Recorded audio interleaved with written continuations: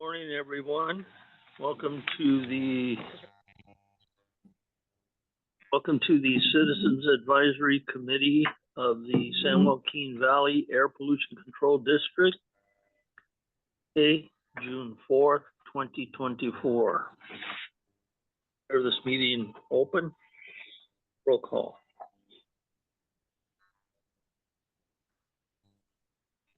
Good morning. Mr. Cunha. Yes. Mr. Clark. Yes. Ms. Brown. Yes. Mr. Harrell. Ms. Lopes. Here. Mr. Hofstall. Mr. Fippen. Mr. Savage. He is here. Thank you. Mr. Rios. Here. Ms. Austin Tibbetts. Mr. Sanders. Here. Ms. Deming. Mr. Sanchez. Here. Ms. Nebeker. Mr. DeHart. Ms. Holmes. Here. Mr. Liba. Ms. Bigby. Here. Ms. Agers. Mr. Helm. Mr. Tristo. Here. Ms. Fast. Here. Mr. Cryer. Here. Ms. Morrow. Ms. Matthews. Here. Mr. Troost. Here. Mr. Delgadillo. Here. Mr. Cantu. Here. Mr. O'Brien. Mr. Smith. Mr. Medeiros. Here. Through the chair, we have a quorum. Right, thank you.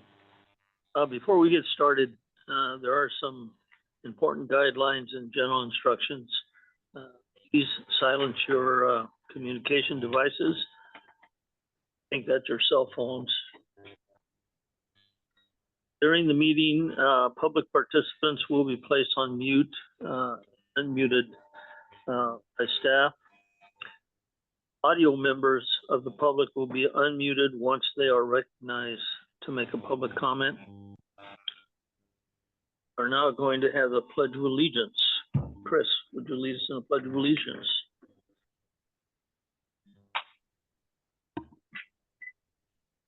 Pledge allegiance to the flag of the United States of America, republic for which it stands.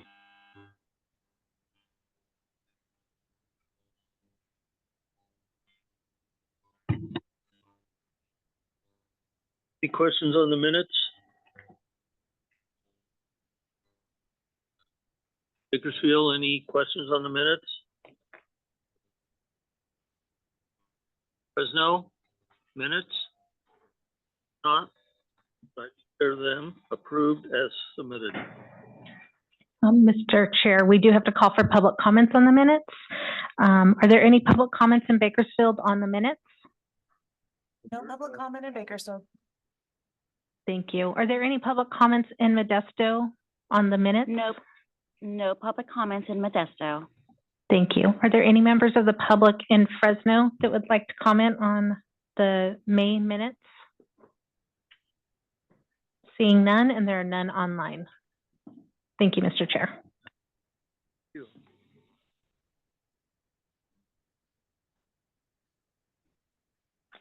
Okay, let's move on to public comments.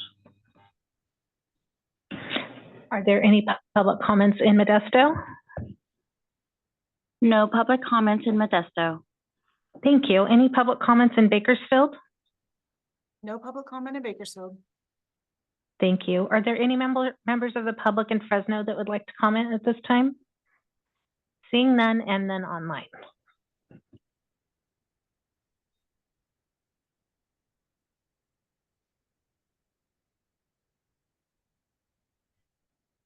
Comments online. Okay. Item 7, Executive Director APCO comments. Thank you, Mr. Chair. And I believe you said you had nothing under item number 6, correct? I just didn't want to pass your chair comments item. Let's skip right over that. Thank you. I'll turn it back to you, Mr. Chair. The only comment I wanted to make is that, I did have a conversation with Samir and, Dr. Cliff regarding some of the concerns that were expressed by the committee at a previous meeting. It was a lengthy conversation. It was a good conversation. I believe that the questions we've been asking are rather complex in response from staff, and that's understandable. But let's see, how do I put this? The ability to answer some of those complex questions are not readily available to staff, or the appropriate staff person to answer the complex question is not available at the time of the meeting. So, and that's understandable as well. So there will be better effort on the part of staff and CARB to respond to the questions in a timely manner when available, when that time is available. So I wanted to report that, and I appreciate the fact that I was able to have that conversation with staff.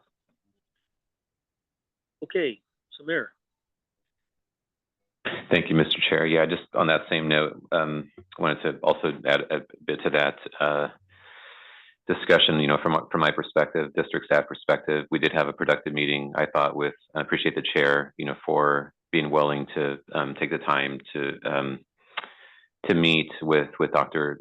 Steve Cliff at Steve's request, and I think consistent with, you know, what the CAC has been asking for in terms of, you know, good engagement with CARB on a number of different things that have been coming up here as areas of interest for the CAC.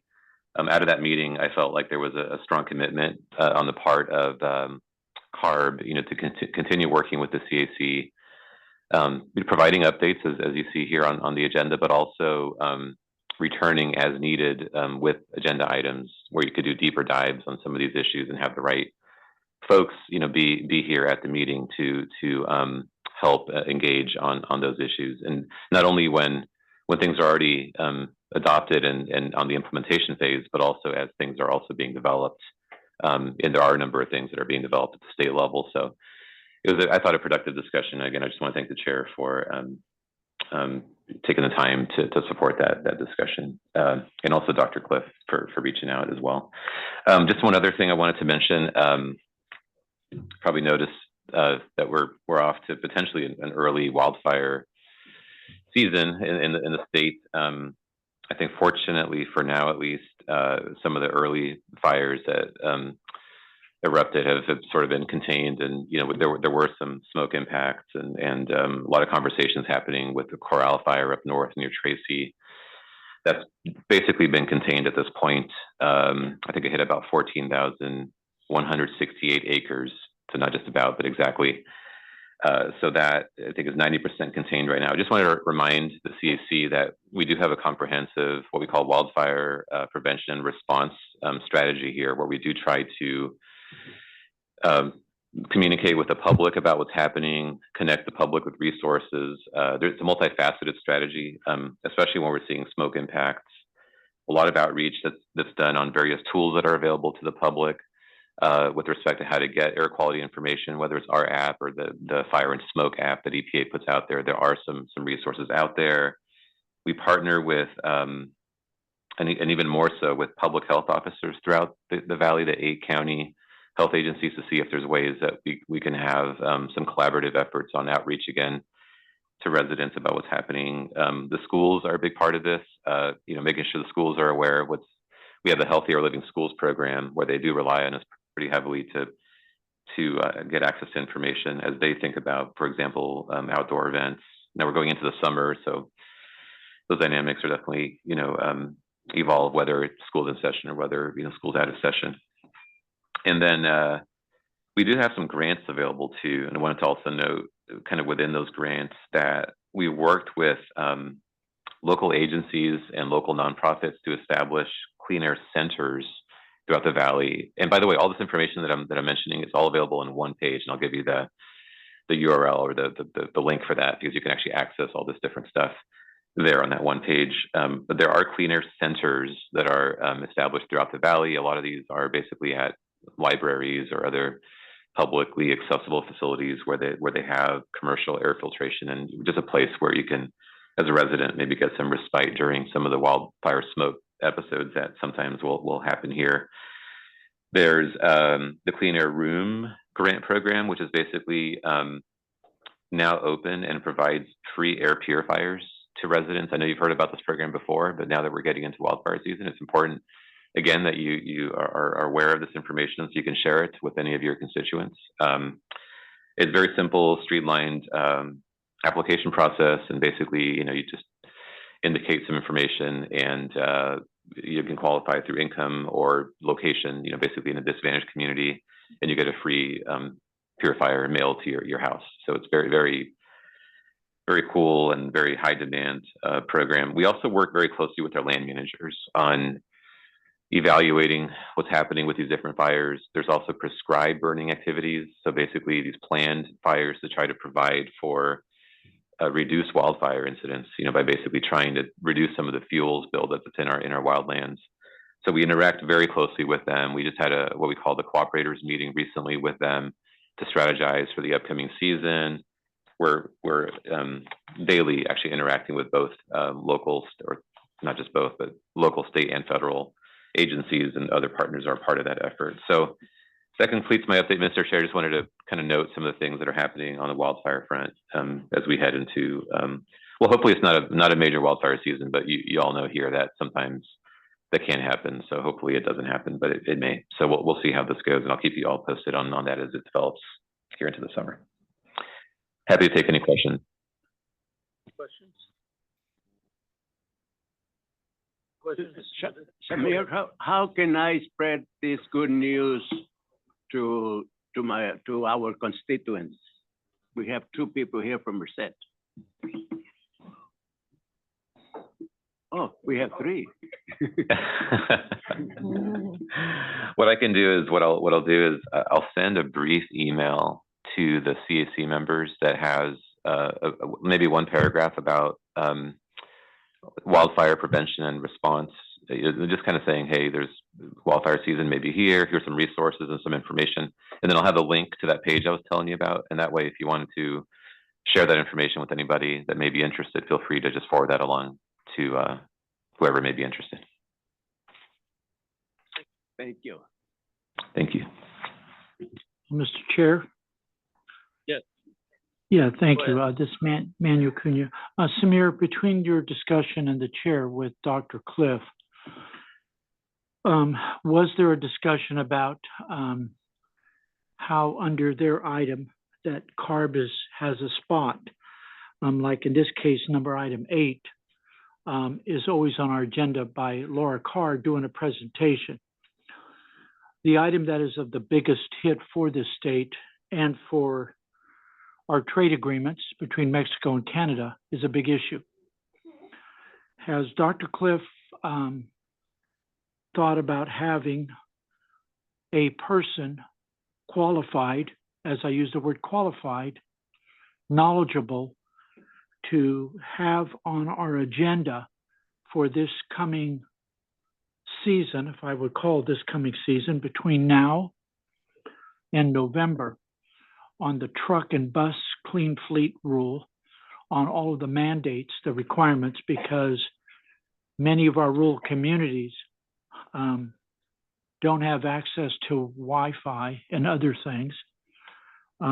Was there any discussion about him having a qualified person be a part of the CAC so that we can get an up-to-date what's happening at the ports, what's happening interstate commerce, what is going on between our 2 trading partners with the trade agreement between the United States and Canada and Mexico?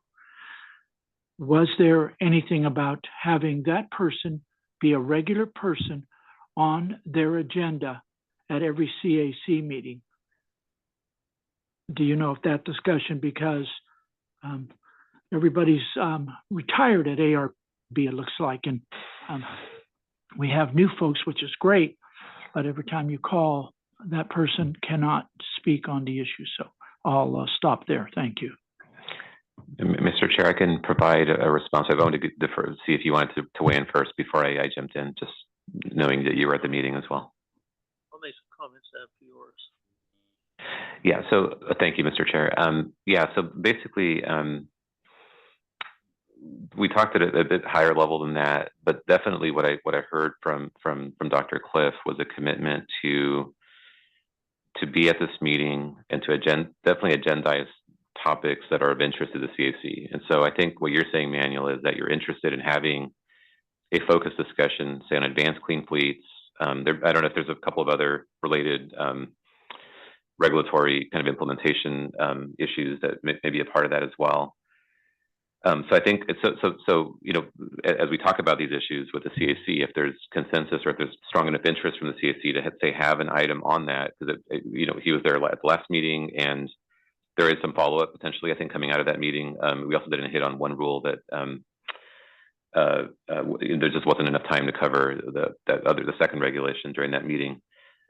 There would be, I mean, the process here would be to try to provide an item on the agenda to talk about those items, whereas this item, which is more of the standing updates on everything that's happening at CARB, and Laura's been, you know, fabulous at coming in and providing those updates. You know, that would be more of just information sharing from CARB in terms of what some of the upcoming activities are.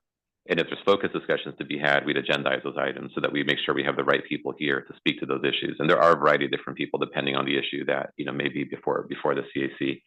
So there was a commitment at that level. And so I think the question here is, you know, what if there's a specific item that that you would like to see on the agenda, you know, what is that item? And then the process would be that, you know, through myself and the chair, that we'd be able to make that request and hopefully get CARB to put that on the agenda. I do know that they would like to bring, you know, more detailed discussions to the CAC. You know, one idea was maybe every so often actually come in and actually have some high level representation come in and actually provide updates on the big things that are going on. That was one of the suggestions that was raised during that discussion. So I'll turn to you, Mr. Chair, see if you had any other, or just your own observations about that as well. Yeah, much of the discussion focused on that very subject. And Dr. Cliff provided some, I thought, a very detailed response. Obviously, Laura, who's a staff person, doesn't represent CARB in the sense of all the information that's available from CARB. As Dr. Cliff explained to me, and because I've been a public staff member for many decades, a lot of stuff that comes before us is not necessarily focused on one particular person or one particular department within CARB. It could involve several departments and several staff members. So I think Samir's response really, I think, depicts on what was suggested, and that's that if there's a item that requires more information, more detailed information, that we agendize it at a future meeting and have a person who can provide more detail appear to respond to that particular question. So, and I think that's a great idea. And I think Manuel's request is a good request. And I think maybe at the next meeting, Samir, if we could have somebody from CARB come in and deal with that issue. I know that in the short time I've been as a member here, it's come up several times, and apparently Manuel's not satisfied with the information that's been provided. So can we do that, Samir? Yeah, I think so. It would just be helpful, I think, in making the request as effective as possible. It would be helpful to know from the members, you know, specifically what regulations and questions are being raised, because there's a number of them. And I think Dr. Cliff at the last meeting had, I think, hit on a few of the different ones. But it's a big topic. So I think the more that, we understand here exactly what the questions are, the better I think they'd be positioned to have the right folks to, kind of focus as well on those issues of concern, of interest. So I'm just gonna open it up to, if there's I know it's probably, it's under my item still here, but if there are any more comments or suggestions, either from you, Mr. Cunha, or others about what exactly you're looking for from CARB, then, we can make that request. If I could, Mr. Chair, Go ahead. on the bodies that I've sat on, we've had at the end of the agenda an item. In other words, we could have before CAC member comments or after an agenda item that basically indicates future agenda item requests. If we had that as part of our agenda, then we'd be in a situation to where specifically each member could make a suggestion as it relates to a future agenda item that could include CARB responding under the circumstances, or whoever depending upon what it is we're dealing with. For instance, if Mr. Cunha had something he wanted to address at the next meeting, that would be the time to request that it be put on the agenda itself, or anyone else. Yeah, Mr. Chair, we traditionally use that item 15 on this current agenda as a place for that. I think we can probably add, slash suggestions or something on it, just to be clear. But basically, that's essentially the practice that we've had. Now, if there's other items along the way where in that conversation something may come up as well, but it's a great idea, I think, just to make sure everybody here feels like there is an opportunity on the agenda to actually, raise your comments and suggestions, which is item number 15. But again, anywhere along the way, we definitely want to be helpful in addressing, questions or concerns. Okay. If we can make that slight change on the agenda, that would be great. Let's move on to item 8. Global report from CARB. Laura? Through the chair, we had some more member comments here in Fresno. Oh, I'm sorry. I didn't hear. Samir, I was wondering, Oh, there we go. based on the wildfires, are there any preliminary indications of the number of violations that have occurred due to that? Not definitively just yet, Dennis, but fortunately, I think we avoided some major impacts with the early round. I mean, there was definitely some near source impacts. A lot of it stayed aloft, and I think the containment was, wind patterns and containment were pretty effective at kind of avoiding some what could often be very, very big impacts. But so there are definitely some impacts. We saw, some yellow readings and even some orange and a few reds here and there. But I think it's also, fortunately, it was pretty short-lived, especially the Corral fire up north, which is the one that I think had a lot of potential. Just looking at the CAL FIRE map right now, there's a few other ones that are small and early, and we'll see, where those go. But Then the second part is the exceptional events. I've been out of the loop on that for a while, but has EPA been receptive to the district's work on identifying exceptional events? yes, so Mr. Chair, if I could also respond to that, just take a second to. Please. Go ahead. Yeah, so Dennis's question around under the Clean Air Act, there's a provision that allows, they're called exceptional events, and it allows areas like ours to take into account the impacts to air quality that come from these things that are called exceptional events. Wildfires are one of those events that qualify potentially as an exceptional event. So you can basically, adjust for the purpose of compliance with the standards, adjust your values, based on how much impact these events had on your values. And so we have a long history of working on this, just because we do have a lot of exceptional events in the valley. Windblown dust events, by the way, are another example of the other big example of the type of event that can cause a lot of uncontrollable impact, essentially, right? Things that are outside of our control, outside of regulation, things that impact us significantly. So we have had some success with EPA. As one example, we were able to show attainment of the 65 microgram 24-hour standard, when taking into account the impacts from wildfires. That was just about 2 years ago or so, roughly. We're working on this right now on an ongoing basis because we're hitting key dates both for ozone and PM 2.5, and the values that we're looking at that you're basically graded on under the Clean Air Act. are significantly impacted by wildfires. They're multi-year averages, so we have seen wildfire impacts. So the other significant development on this is that EPA has continued to evolve their policies. There's a new policy now available. This all happened around the same time as the new PM 2.5 standard was promulgated by EPA. As you know, earlier in the year, EPA adopted a new PM 2.5 standard.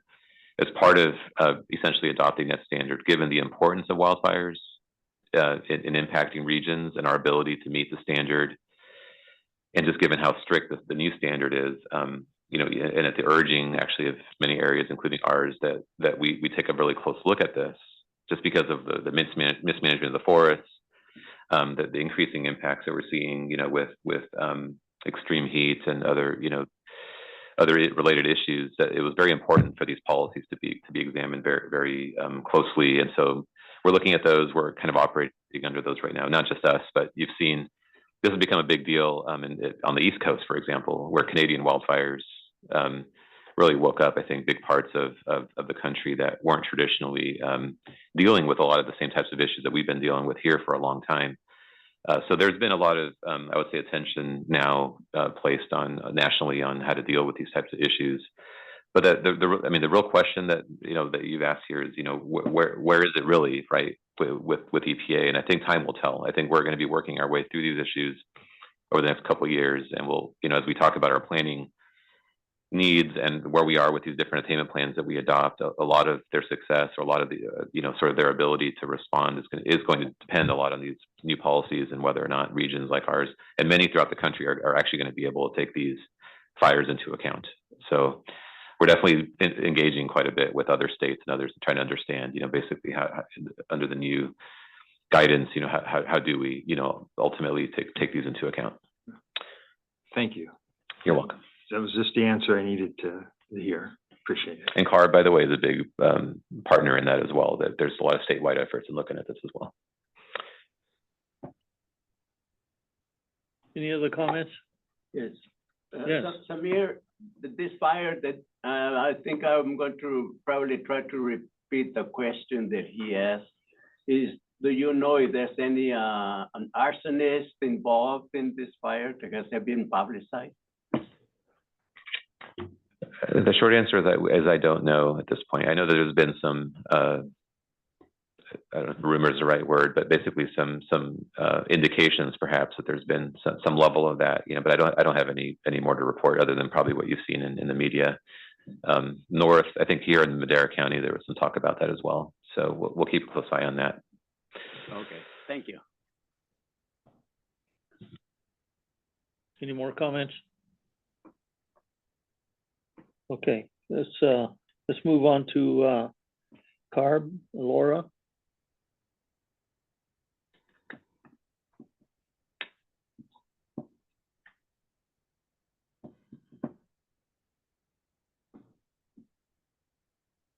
There she is. Hello, good morning. Morning. Good morning. This is Laura Carr. I'm an air pollution specialist at CARB in our Air Quality Planning and Science Division. This morning, I just have one discussion item that CARB heard at its most recent board meeting.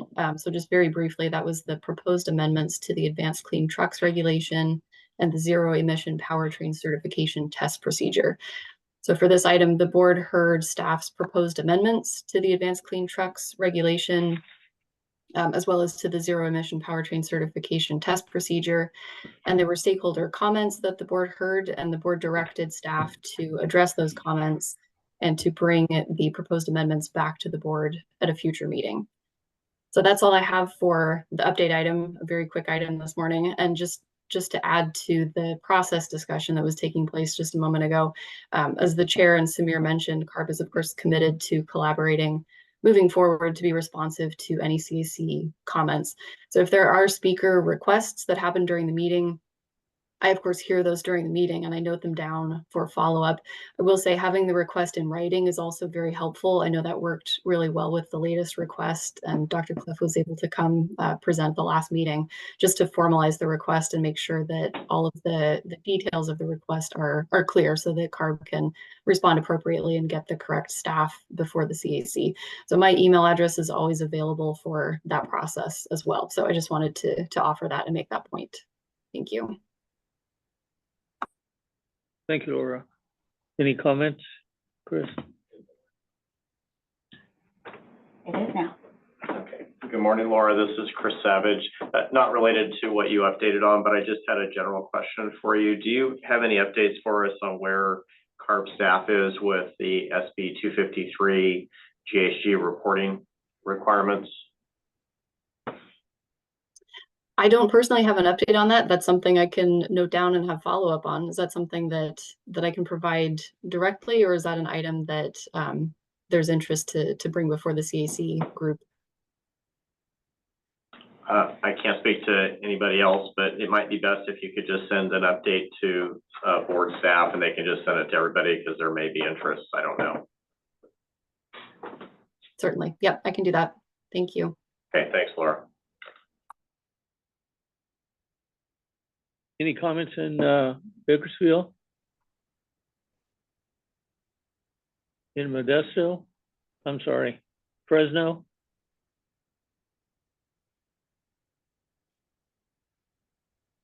Public comments? Do we have any public comments in Bakersfield? Online?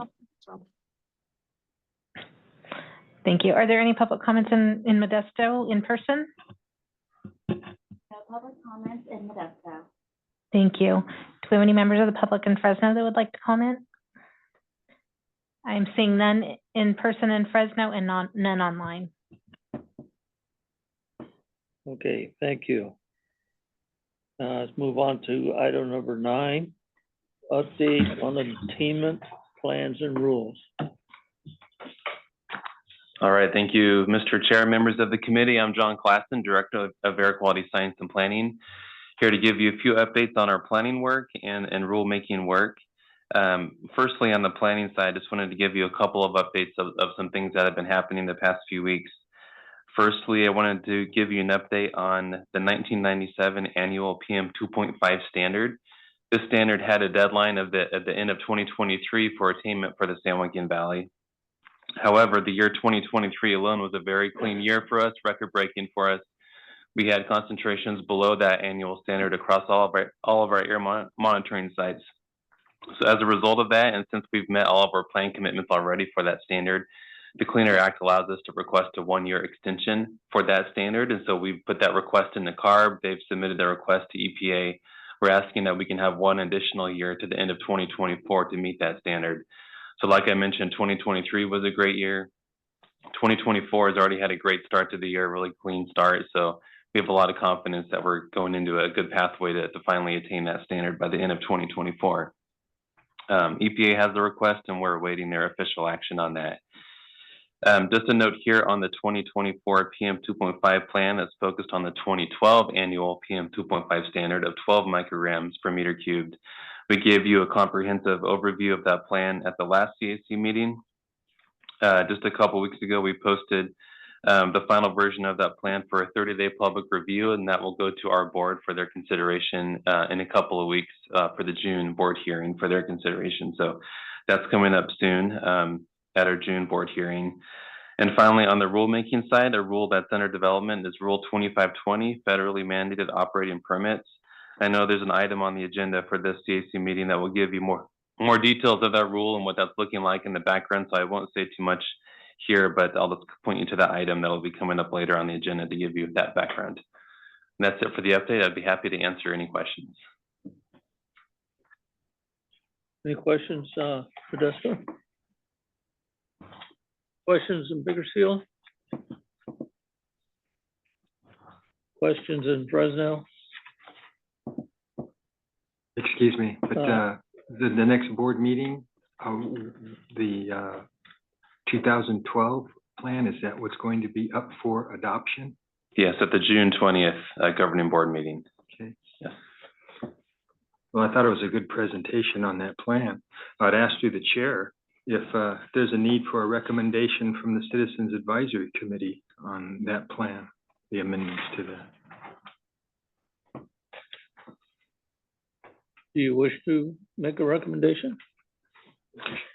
And I could just real quick on that, Mr. Chair. In the past, the CAC has not always, but on plans or rules has taken a position on those. You know, I think this is one where it has been developed over quite a lengthy period of time, and so if there was a desire by the CAC to take a position on it as far as recommending, say, adoption or other recommendations, you know, I mean, there certainly would be an opportunity for doing that. So it's not a must, and it hasn't always been done. But I think in this case, you know, as per Mr. Treestow's recommendation, it's certainly something that would be consistent with what has sometimes been done. So just want to give a little bit more context to that. Mr. Chair? Yes. Yeah, I won't go into a dissertation on that, but John, thank you for your presentation. I mean, we're still working on the 1997 plan, and that's still not done. We'll probably still be working on that, and I'll probably be up above looking down, and we'll probably still making amendments to the 97. But I would support Mr. Treestow's absolute recommendation that if the CAC would take a position on this today, I think shows the amount of work with the hearings, the processes, the legal processes that have occurred for this, and the achievement that you guys have done. And this is 2012, and we're still fighting with 1997 plan, SIP, and you've got 6 or 7 of them floating around.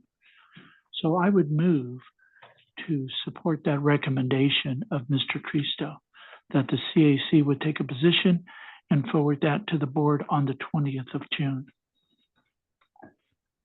I would Okay, second we that. have a motion. Manuel, would that be a motion?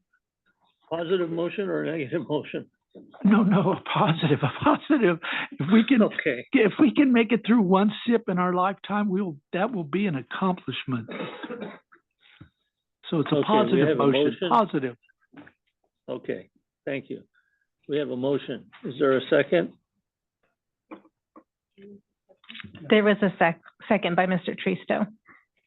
All right, we have a motion and a second. Roll call. I'll call for public comments first. Are there any public comments on this motion in Bakersfield? No public comment in Bakersfield. Thank you. Are there any public comments in Modesto on this motion? No public comments in Modesto. Thank you. Any members of the public in Fresno like to comment on this? Seeing none and none online, I will call for roll on this motion. Mr. Cunha? Yes. Mr. Clark? Okay. Ms. Brown? Yes. Ms. Lopes? Yes. Mr. Savage?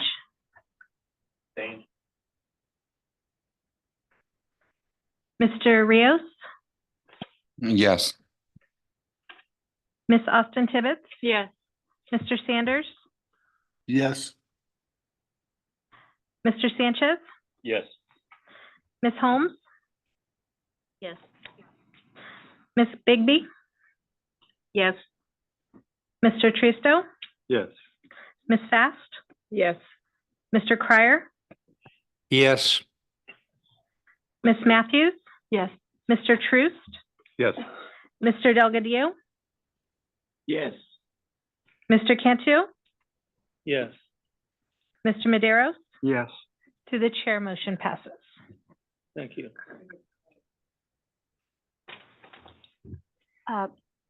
Miss Jamie Aggers has not been called. Oh, I'm sorry, I didn't have her as attending. Ms. Eggers? Yes. Thank you. Sorry about that. Go ahead, Chris. Mr. Chair, I just want to explain my abstention. It's not that I object to the plan, because I think it's a good plan and I've taken the time to read it. I just don't know that it's good practice for this board to take a position on a document that's not actually presented to us. I think that needs to be done before vote is taken. It's a good plan. The decision made is wholly appropriate, but I think if you're going to take a position on a plan like that, the plan should be presented, or at least a highlight of the plan. Good point. We can count your vote as a yes. You can count my vote as an abstain based on the procedural issue, but yes, it's still a good plan. Okay, Thank you. thank you. All right. If there's no other comments, let's move on to item 10. Consider recommendations from CAC Subcommittee for Hearing Board appointments.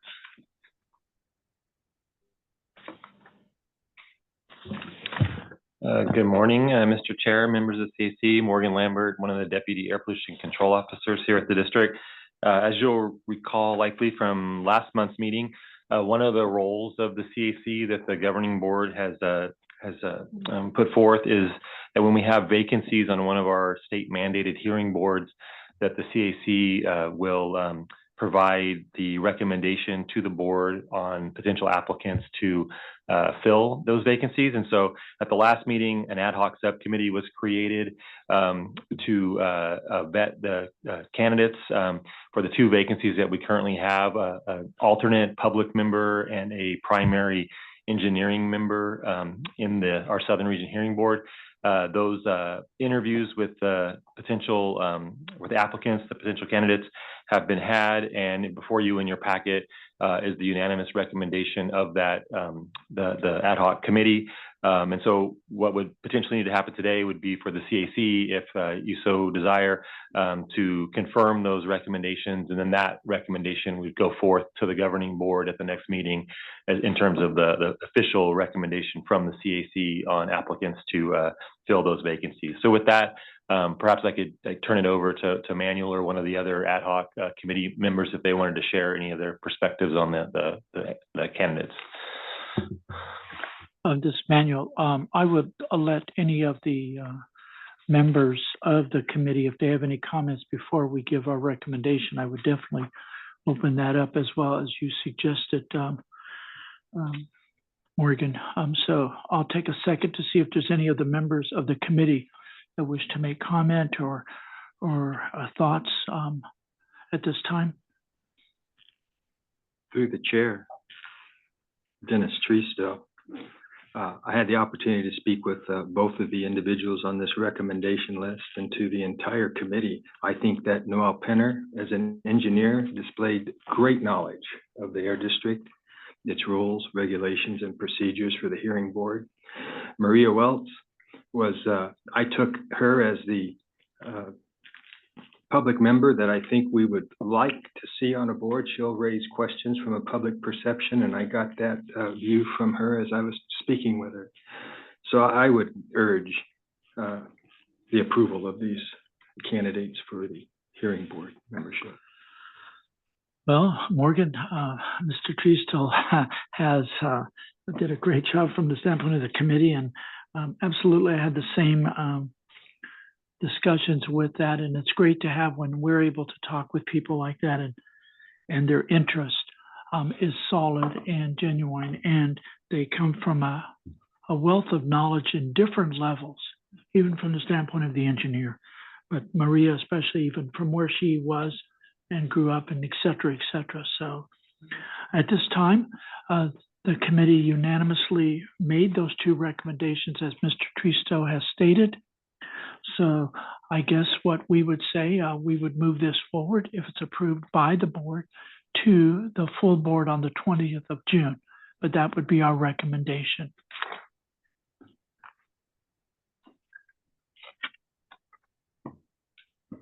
So do we call for a motion to approve the recommendation, Mr. Chair? If so, I would make that motion. Right, we have a motion. I would second. Okay, sorry, beat you. All right. Thank you. Mr. Chair, I'm going to call for public comments on this, and then I can call Yes. for the roll. Thank you. Any public comments in Bakersfield on this item? Bakersfield, do you have any public comments on this item? No public comment in Bakersfield. Thank you. Any public comments in Modesto on this item? No public comments in Modesto. Thank you. Are there any members of the public in Fresno that would like to comment on this item? Seeing none and no online comments indicated, I'll call for roll. Mr. Cunha? Yes. Mr. Clark? Okay. Thank you. Ms. Brown? Yes. Ms. Lopes? Yes. Mr. Savage? Yes. Mr. Rios? Yes. Ms. Austin Tibbetts? Yes. Mr. Sanders? Yes. Mr. Sanchez? Yes. Ms. Holmes? Yes. Ms. Bigby? Yes. Ms. Agers? Yes. Mr. Trusto? Yes. Ms. Fast? Yes. Mr. Crier? Yes. Thank you. Ms. Matthews? Yes. Mr. Troost? Mr. Delgadillo? Yes. Mr. Cantu? Yes. Mr. Maderos? Yes. Through the chair, motion passes. All right. Thank you. Move on to item 11, report on 2023 through 2024 winter residential wood smoke reduction strategy. John. All right. Thank you, Mr. Chair, members of the committee. Again, John Klassen, Director of Air Quality Science and Planning, joined by Jamie Holt, Chief Communications Officer. And we'll give you this overview of this last winter season, which ran from November through February. So just a little bit of background here on the public health impact of wood burning. As we know, there's a lot of research that links wood smoke inhalation with different health issues, lung disease and decrease in lung function for children, hypertension, heart disease, heart failure, neurological effects can happen as well.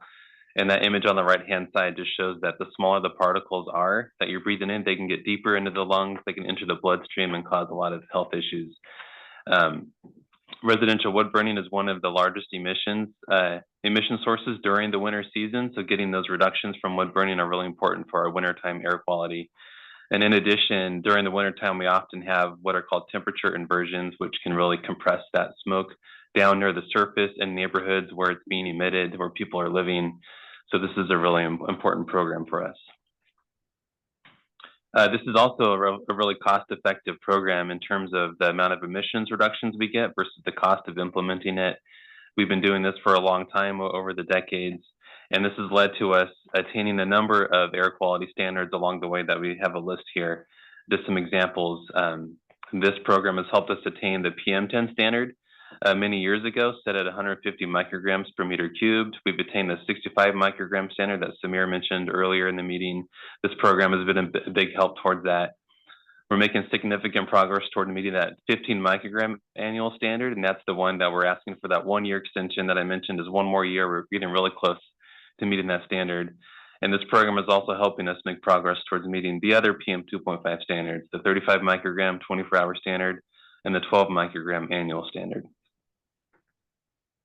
Just highlighting a few notes here on what we saw this last winter season, some of the great stats and milestones that we hit.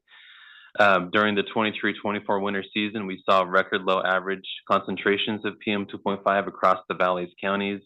We had 0 days exceeding that higher threshold of 65 micrograms per meter cubed. This is the 5th winter season in a row we have not gone above that level, which is really great. We're seeing that continued improvement in air quality. We saw a record low number of days that the Valley exceeded the 35 microgram annual standard as well, so good progress there.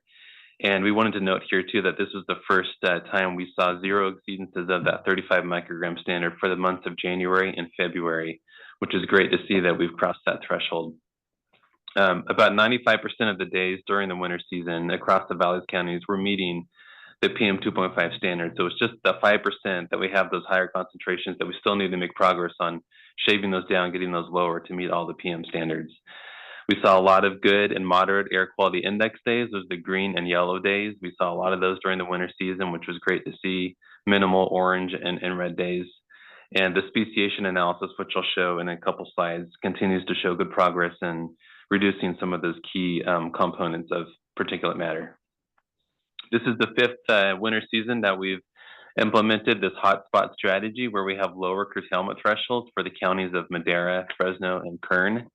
Those were counties that were seen to need more emissions reductions to meet the PM standards, so we have lower thresholds. You can see on the right-hand side of that graphic the thresholds we work with for those counties versus the other counties. And we've continued to implement that over this past winter season. There are a lot of numbers here in this table, but just wanted to direct your attention down to the bottom, the highlighted row.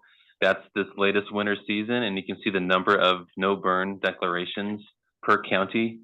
You can see the counties listed at the top from San Joaquin over to Kern County. Overall, if you go all the way to the right-hand side, you can see across the valley's counties, there were fewer curtailment declarations compared to some of the previous years. So just showing this was a good winter season, good air quality, and that resulted in us having to call fewer wood burning curtailments. I mentioned the air quality improvement, so this is the way we can look at it through the different colors of the air quality index. Good is green, moderate yellow, unhealthy for sensitive groups is orange, unhealthy and above is red. So if you go all the way to the left-hand side, you can see in the past, about 23 years ago, we saw a high number of orange and red days during the winter season. And if you look towards the right-hand side, you can see those orange and red days decrease significantly through the period, and then those green and yellow days continue to increase, where if you go all the way to the right-hand side, the vast majority of days are green or yellow, meeting the health standards. And it's just those small percentage of days that are orange or red that we still need to make progress in cutting those down. We wanted to show this here as well. It's not just in general the air quality is improving, but the time of the day that we're seeing improvement. This is an analysis we put together for this winter season report. And this shows the concentrations by hour during the evening hours from 6 p.m. to 6 a.m. And there's a number of curves that you can see on this chart here. The curve on the top, that is about 20 years ago during the 2002-2003 winter season. You can see during the evening, we saw concentrations on average from 40 to 55 micrograms. And you can see kind of that peak from 8 to 9 p.m. before it continues to decrease into the early morning hours.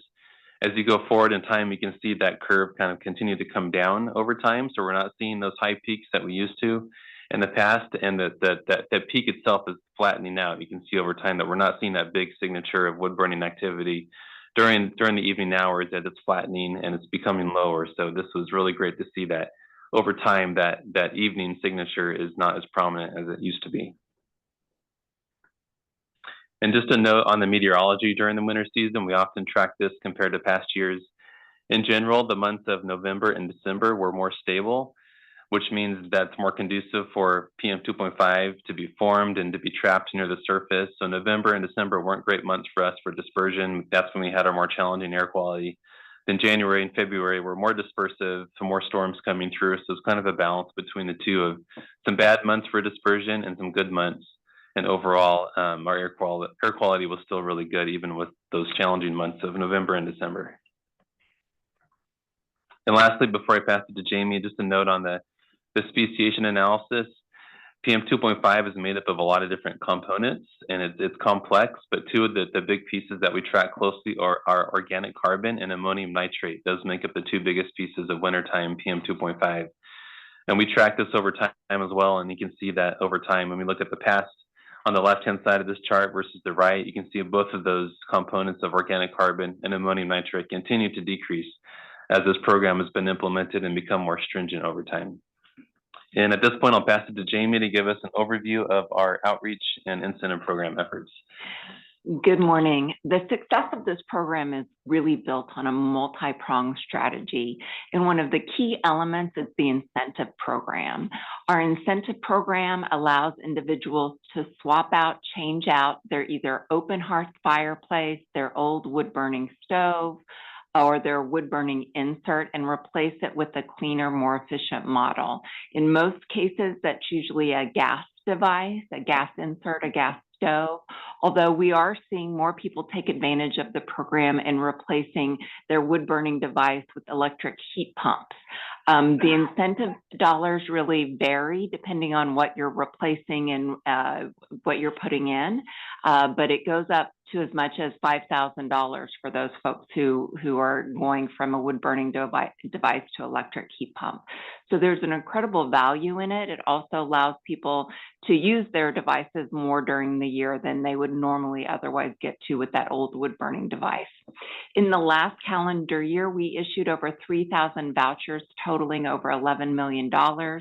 Just in this past winter season, we were at about 1,400 vouchers at about 5.5 million. And since 2009, when the grant element of the program really took off, we've issued over 30,000 vouchers, with that being a little bit more than $64 million. One of the next components to the strategy is really education. And we really want the public to understand that when we're looking at burning your fireplace, using your outdoor chimenea or fire pit, which is also limited under this rule, using your old wood stove, really the person you're impacting most are those people living in your home. Wood smoke tends to go up, out into your neighborhood and then right back into your home, or really smoke out those folks in your neighborhood. We've really emphasized that public health impact of wood burning through our program messaging, and we really want residents to understand that when air pollution is expected to deteriorate, because we have some of these stagnation periods that John was mentioning, we want to provide them steps not only for what they can do to abide by the rule, but what they can do to protect their own health and that of their families.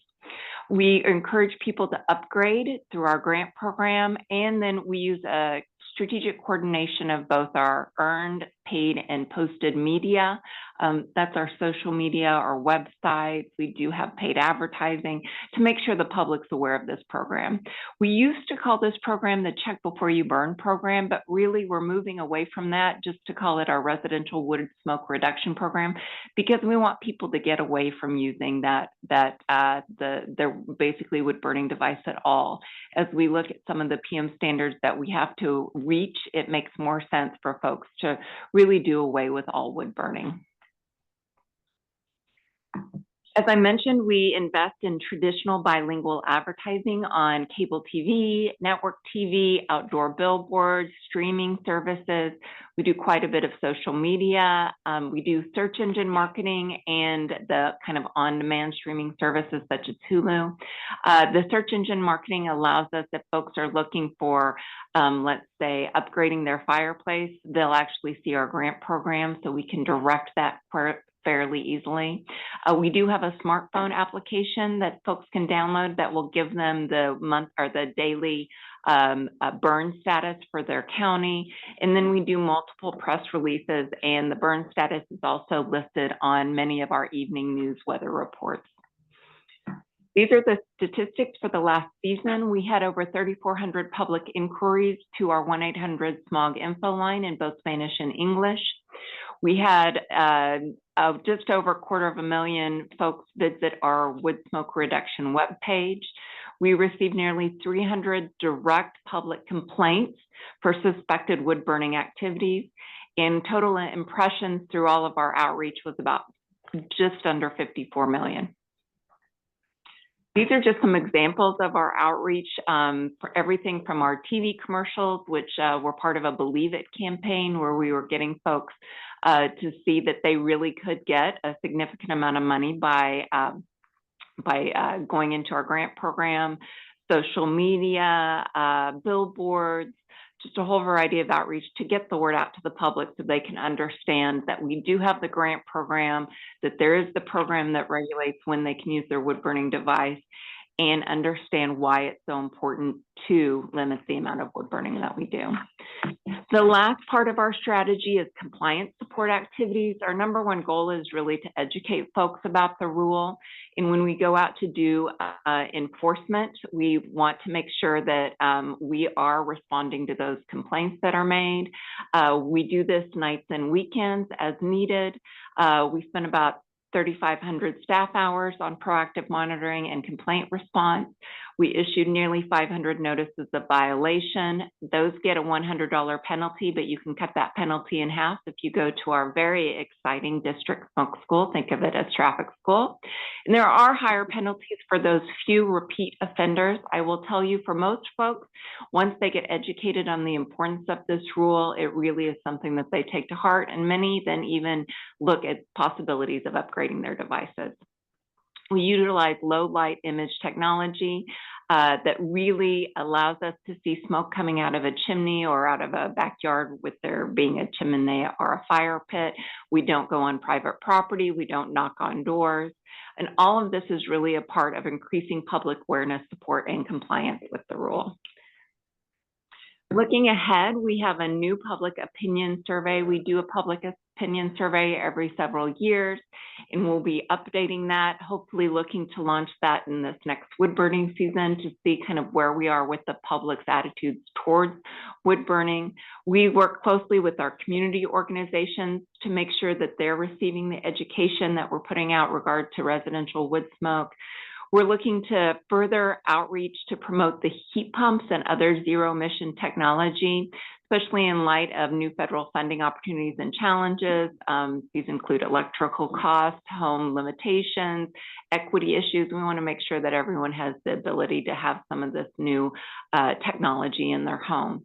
We want to explore new research regarding where exactly our PM 2.5 is coming from and making sure that we're understanding the wood burning contribution. And are there enhancements that need to be made to this rule as part of our attainment plan for the PM 2.5 standard, and even looking at the brand new standard that was just recently released. With that, I'd be happy to answer any questions that you might have. Mr. Chair, just a closing quick comment.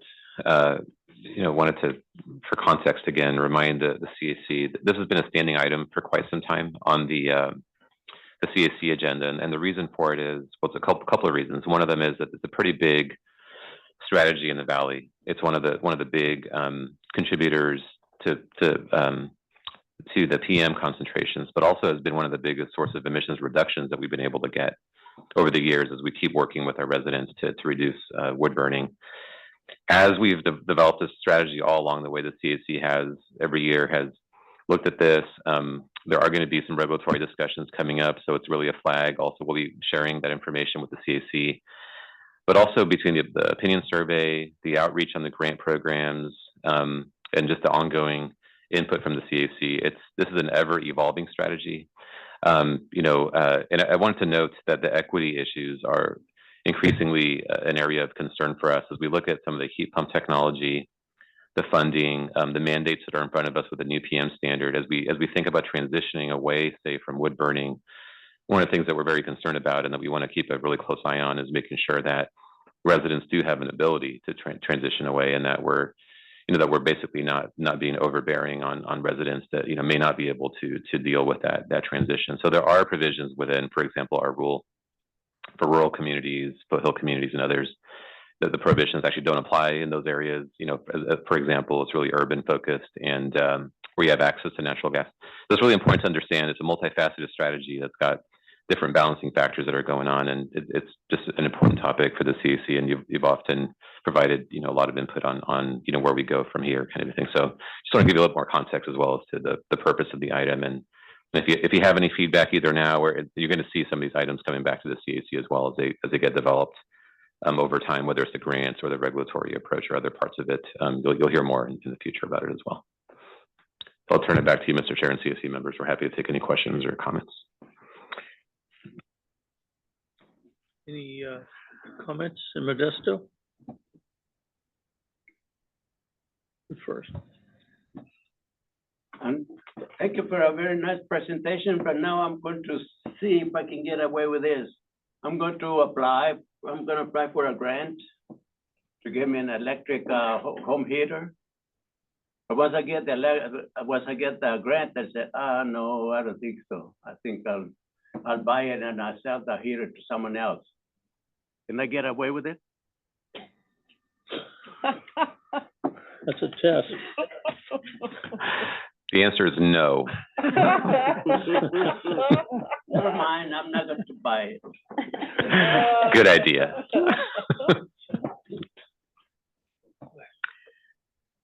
I'd also like to say thank you for the very informative report. And one particular area that was a concern to me, which was helpful in the information, is that fire pits are also included under this, because in our area, we're seeing that these seem to be quite popular, and how we can help get the word out to the public about the risks and the alternatives that are available, I think is very important.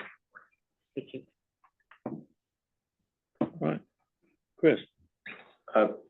Thanks for the update. It was really good presentation. And I'm sorry if I missed it, but how much grant money is available for the next winter season? Do we know that yet? Chris, I'll get you an answer on that shortly, but it's, yeah, we have it in our spending plan for the new budget that I will have you an answer shortly. I think it's in the, I want to say it's in the $15 million range, but I'll get you a more specific answer on that. Okay, thanks. Comments in Bakersfield? Is Orchel. I do have a question. I know you have incentives for converting your fireplace into gas and stuff, inserts or whatever. Is there any incentive for people who take out their fireplace out completely? If they choose to do so? Yes, if you just want to remove your fireplace and make it inoperable, and we have some very specific language on what that means, you can get $750. Okay, what's the reason I was asking is I did that myself personally. I got a big flat screen TV in this place, but I just how is that retroactive? You have to show a picture of it before and after, or how does that work?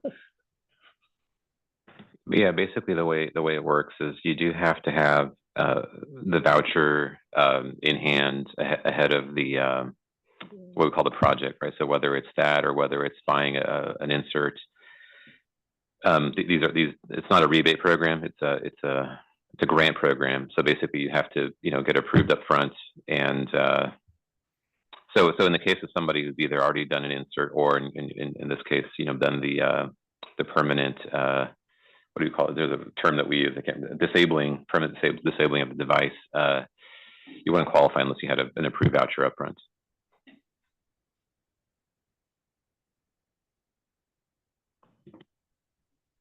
Thank you. Okay, any comments in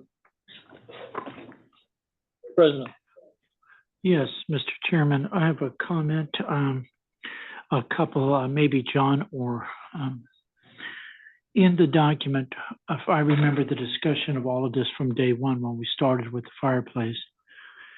In those areas where we don't have the ability with power and we have a lot of disruption, we have a elevation of 3,000 feet, I believe, that those folks don't fall somewhat into that. So we had the discussion about propane. I notice in all the documents, it doesn't mention propane. It only mentions gas. Is that still available to have propane? Because the reliability of utility is not there, okay? So they use wood for a major purpose of warming, for heat. One of the three of you. I can speak to it real quick. So there's a couple of different pieces to that. So on the regulatory front, if the area does not have access to pipeline natural gas, that area is not subject to the regulatory prohibitions, right? So when we call a no burn day, that only applies to parts of the valley, which is really where the majority of residents are, but parts of the valley where you actually have access to pipeline natural gas. So there are many rural communities, though, or foothills where you don't have access to natural gas, and so you're not subject to the regulatory component. Now, you are able to take advantage of the grant program. So if you want to upgrade your wood stove to say a natural gas / propane, which they work with propane as well. You can upgrade your device to propane if you live in the country, even if you're not subject to the regulatory prohibition. And so there are So and we'll see the mix. We'll see people upgrading to wood, pellet stoves or, inserts or other technologies based on what works for that, particular household. Okay, so we do have that flexibility to where, and I like that slash propane. And one other note is that we don't fund any wood in areas that are in urban areas that are subject to the regulatory prohibitions. We don't fund any wood. That's going back several years now. So it's only propane or now you got me confused. Natural gas or electric in those cases. Okay, right, excellent. Because I look for that little word, propane, and I look at the elevation for folks where power is a real problem. And so, and mainly in those areas is for heat and for warmth. So again, I want to commend Samir, the entire, Jamie and John and the entire team. I think you guys have done one omen's job as an air district in the 8 counties of outreach. I mean, we hear of it on the farms. When we hear about farmers that talk about their home that they have and they're 82 years old and figuring out how to go out and cut the peach trees, the old ones that are dying, but being able to do that. So I really commend you've done a tremendous job, just like the famous tune-up car program. So I commend you. Excellent job. Just a quick question, and you answered a lot of it, Samir, as far as the distinction with urban areas and other areas. I mean, are we leading to a ban in urban areas eventually? I mean, is that where we're going here? Yeah, that's a great question. I mean, so right now it's not a ban, but as the standards get more stringent, so now we went, for example, from an annual standard of 12, which is the subject of the plan that earlier was discussed. The new standard is now 9 micrograms, right? So it's going from 12 to 9. It's a very difficult standard. So I think there's a couple of years between now and having to pull the plan together, say, for that standard. But as we study, PM 2.5, where it's coming from, and if we continue seeing that a significant portion of that comes from residential wood burning at these peak urban locations, right? I think there's going to be a lot of questions around, what's next for the strategy, right? Now, I do have to say that this whole approach, and that's why we call it a comprehensive approach, outreach, grants, regulatory enforcement. It only works to the extent residents comply with it and support it. So everything has to sort of move forward together, in our opinion, in order for this, to get to whatever that next stage is. So right now it's not a full ban. I mean, there's certainly, especially on a bad winter, the winters can vary based on weather, how stagnant is it, other factors. But when you have a really stagnant winter, big portions of the winter are actually no burn days. And we've had those types of winters the last not this last season, but the year before that was an example of where, big parts of Fresno, Kern counties, others that were seeing these really bad conditions. I want to say about 80% of those days were essentially no burn days in those counties, right? Northern counties maybe had more flexibilities because of some of the different weather conditions that we'll see in different parts of the valley. So I think it's going to continue to get evaluated, and I think there's going to be more enhancements in the future as we all wrestle with how to deal with the new PM standard. And doesn't it seem like the public is more amenable to that possibility as far as a ban is concerned? Because I know most new homes aren't even built with fireplaces anymore. And I equate it somewhat to roofs. I mean, shake roofs were popular 30, 40 years ago until they were banned. And then systematically they've been replaced and you hardly see them anymore. And fireplaces are somewhat similar to that. It was the center of the living room, and it's not that case anymore most of the time. That's a great question, Mr. Chair. So a little bit more on the response on that. That's why the public opinion surveys have been really critical in the past, and we have seen opinions change significantly on this issue over the years. There's a lot more, I would say, not just even tolerance for what we're doing here, but even support, much stronger support for continuing to look at ways to phase it out, reduce it. Obviously, with some equity considerations in different parts of the valley where, there's just, it's just difficult. I grew up in rural Madera County, and, definitely, rural Madera County is very different than, say, the heart of Fresno in terms of, different things that you have to think about. But, I think that's why we want to do the surveying, keep doing the science, really make sure that the outreach and we have a good feel, kind of our finger on the pulse of where the Valley is on this issue. And I think when you look at this as being probably the most cost-effective strategy that we've ever implemented to reduce PM 2.5, and you think about what else we have to do really to meet these standards, often with good education, good discussion, good science to back it up, what you'll find is that most people seem it's a very reasonable thing to do, especially when you have grants and you have solutions for those pressure points where residents may have some concerns.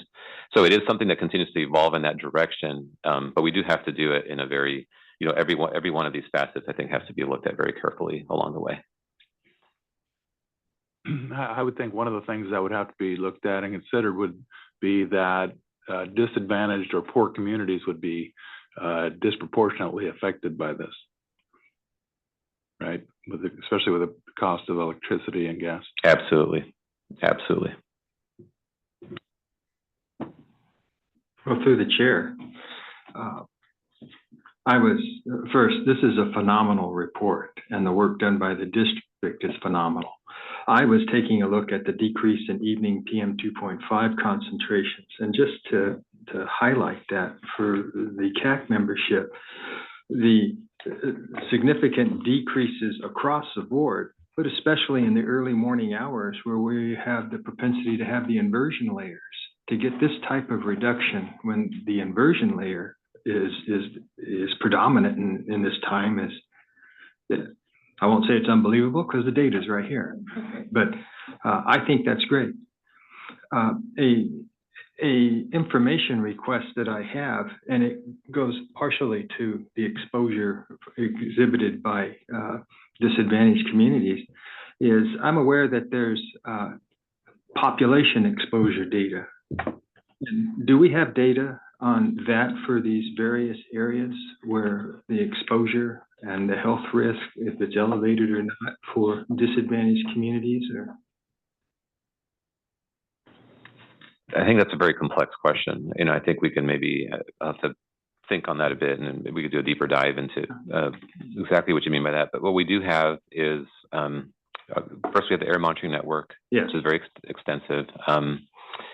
When we develop a new plan, there's a lot of modeling that goes into that plan, and so we break the whole valley up into small, what we call grids, and we try to project basically forward, what concentrations look like everywhere basically in the valley, and we can use those tools to try to look at things like population exposure, which is where we've actually seen, using that kind of methodology, we've seen some really significant reductions in population exposure, even when we may not be in attainment of a standard, right? Because the way that this all works is that basically you find the single most difficult location anywhere in the entire valley, right? And until that location meets the standard, technically the whole valley doesn't meet the standard. But all along the way, what you're seeing is very significant reductions in concentrations, both for ozone and PM 2.5. And so looking at population exposure reduction is a very useful tool in understanding things beyond the simple question of, simple if I might call it that, but the simple question of whether or not the whole region is meeting a standard. So I think that there is information available, and some of that's even published on our webpage, through different tools that we put out there. But to this question of, exactly which community is exposed to what, where's it coming from? There's some complexities involved depending on exactly what, where you're heading with that. I'm happy to have a discussion with you about that to see if there's any way to connect some dots on that based on what your interest is on that. Thanks. That answers my question. You got it. Any other comments?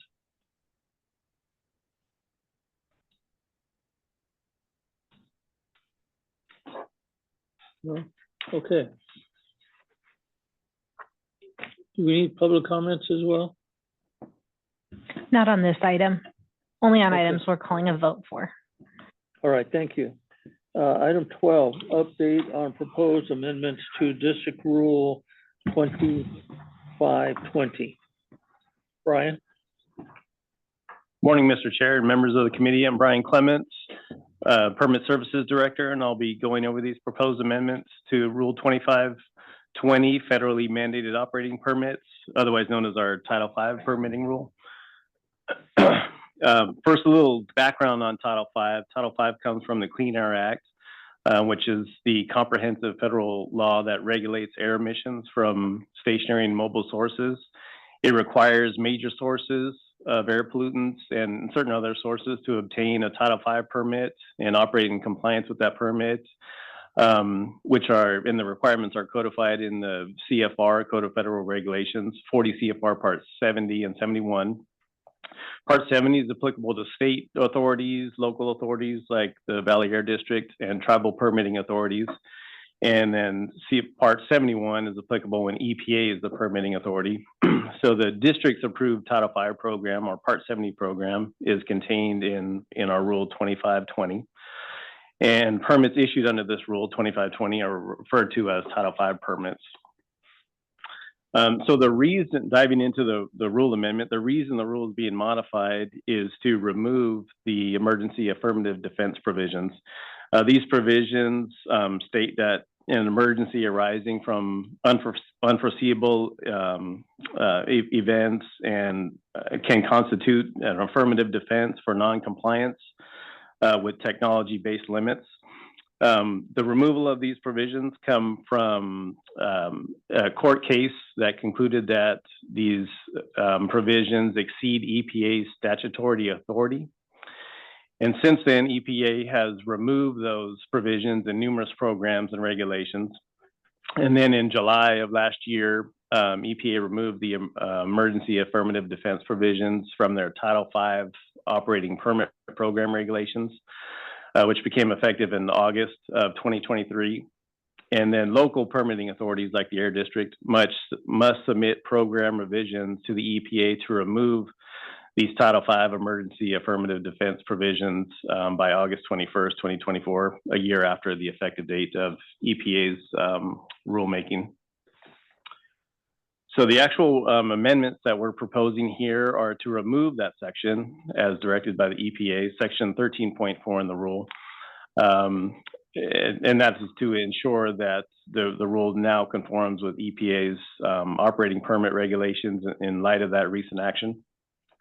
And then while we have the rule open for amendments, we're making an administrative update, which is to change the term Title I modification to federal major modification. And this is for consistency between district and federal regulations. For example, our primary permitting rule, Rule 2201, our new source review rule, no longer uses the term Title I, but instead uses federal major modification. And this change has no impacts other than term consistency. So those are the two changes that we're proposing to make in the rule. And since this is a rule amendment process, it involves a public process. There was a public workshop held in March of this year. The proposed draft rule was published in April. It's been discussed at a variety of public meetings, and there's been ongoing opportunities for the public to provide input throughout this entire process. And to date, there have been no comments received on the proposed rule. And we plan to present this rule to the governing board at the next board meeting in June. And that concludes my presentation. With that, I'll turn it back over to the chair for discussion or any questions and comments. Any comments from Modesto? No comments from Modesto. Bakersfield?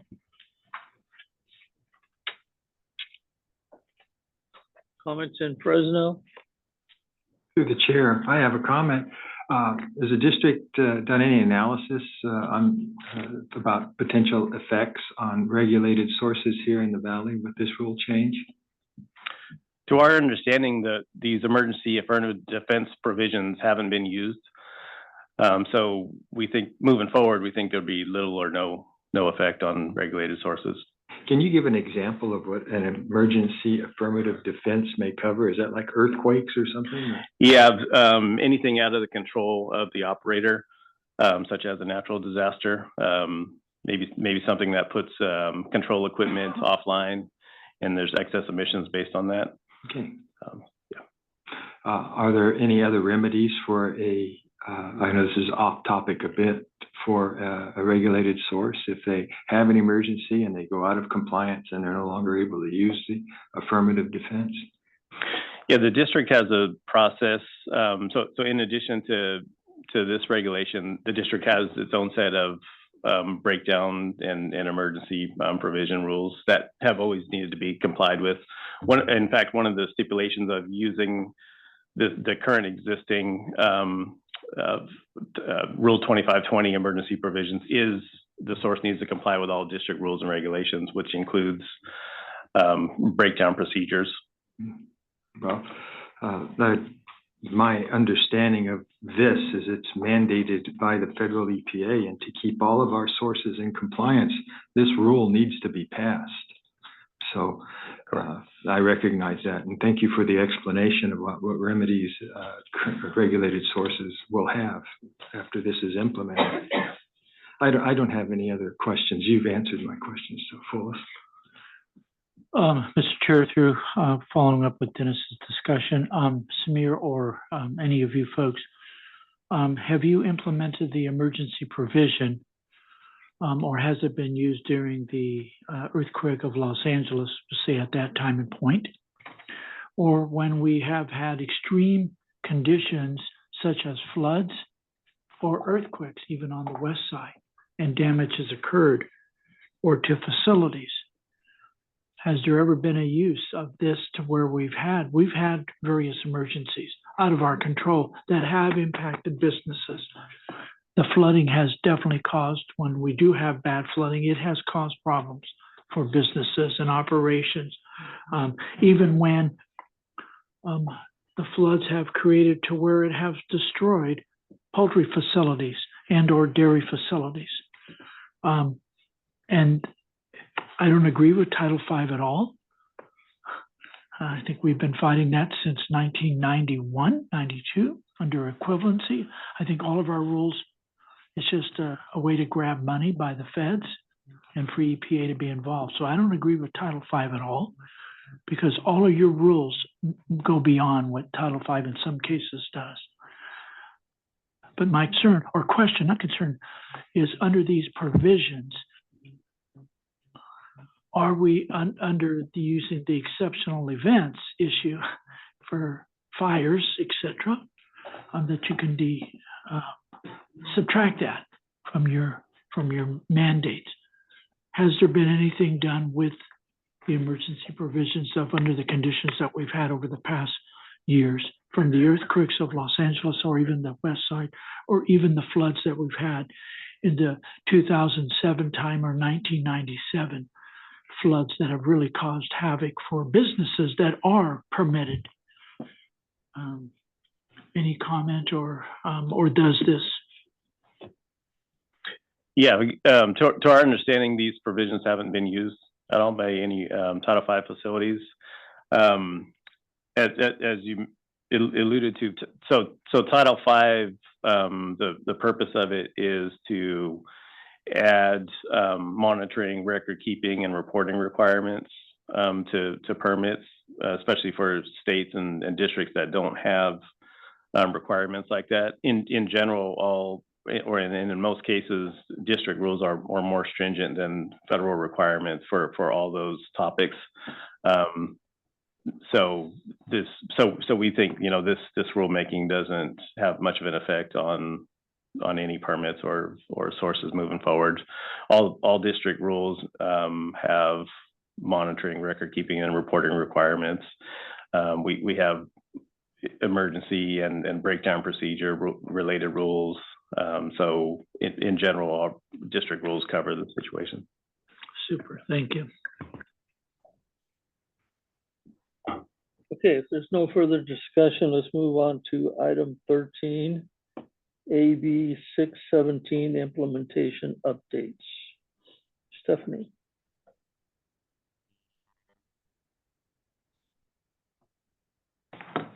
Hello, good morning, everyone. My name is Stephanie Ng, and I'm a program manager in our Community Strategies and Resources Department, here to provide you an update on AB 617 implementation since our last meeting. Just as by way of background, CARB has selected 4 communities that we work with, Fresno, Shafter, Stockton, and Arvin-Lamont. And each of these communities has developed a community emissions reduction plan that we're working with the Community Steering Committee on. This CSC is what we call it. They're made up of residents, businesses, community-based organizations, agencies that are in the area. So a few exciting updates that I have for you all is at the end of May, we had a successful in-person lawnmower exchange event in Stockton, where residents brought in their older mowers to be dismantled, and we gave and they picked up a brand new electric lawnmower. These are wildly popular events in the community. Residents are really excited, and we were really excited to have the opportunity to connect with a lot of residents about the programs that we have here at the district. We have another event this coming Thursday for our Arvin Lamont community.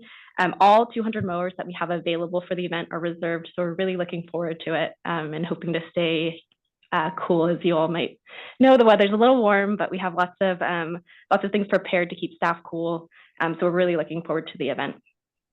We are really excited also that our passenger vehicle repair and replace programs are open for all of our AB 617 communities. Valley Can, or Valley Clean Air Now, who helps administer the program, is hosting local weeknight events for each of the 617 communities. Monday, so just yesterday, they held an event in Stockton. 120 people showed up. And so there's a lot of interest and a lot of, I think, need for these community-centered events. They are making their way through all the other communities and also communities outside of our 617 communities throughout June. And finally, we are very much looking forward to the district's inaugural Community Clean Air Day.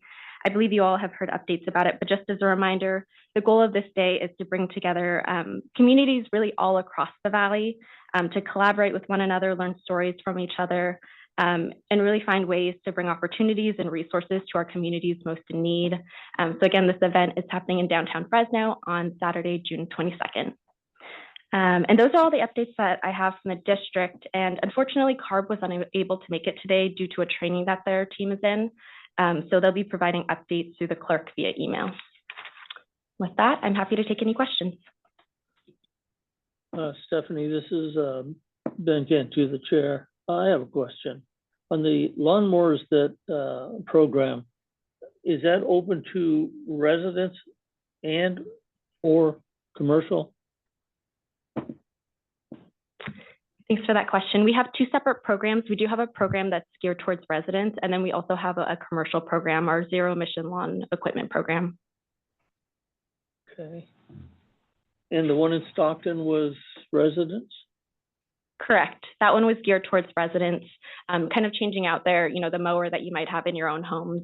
They brought their older mowers to be dismantled and then picked up a new one. But yeah, that's for kind of like in-home use or lawn use anyway.